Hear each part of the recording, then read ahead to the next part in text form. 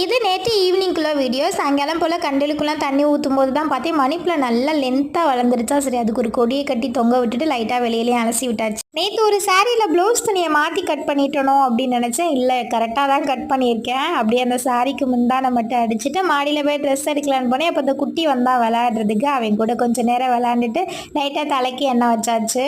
நான் நார்மலாக அந்த நெயில் பாலிஷ் செலெக்ஷன் நிறையா வச்சுருப்பேன். கலர் கலராக டெய்லி வைப்பேன். படிப்பேன்னு தெரியல, ஒரு 2 மாதமாக டோட்டலாக அவாய்ட் பண்ணிட்டேன். சரி, இன்னைக்கு தோணுச்சு வைக்கணும் அப்படின்னு அப்படியே வச்சுட்டு செல்வா ஃபோன் பண்ணி வாரேன்னு சொன்னதுக்கப்புறம் தான் சாப்பாடு வச்சுட்டு முட்டை பொடி மாஸ் போட சொன்னோன்னா வெங்காயம் மட்டும் கட் பண்ணி வச்சுட்டு இருந்தேன். செல்வா கரெக்டாக வந்துட்டான். வரும்போதே அண்ணனும் வந்திருந்தாங்களா, 2 பேருமே சிக்கன் வாங்கிட்டு வந்திருந்தாங்க.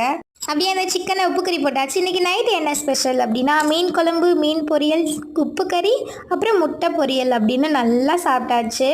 இன்றைக்கி நம்ம ஃபேமிலியில் ஸ்பெஷலாக தர்ஷினி செல்லக்குட்டி, அப்புறம் சாக்ஷி, பிரியா, ரீனா, கார்த்திகா இவங்க எல்லாருக்கும் இனிய பிறந்தநாள் நல்வாழ்த்துக்கள். பாய் பாய்.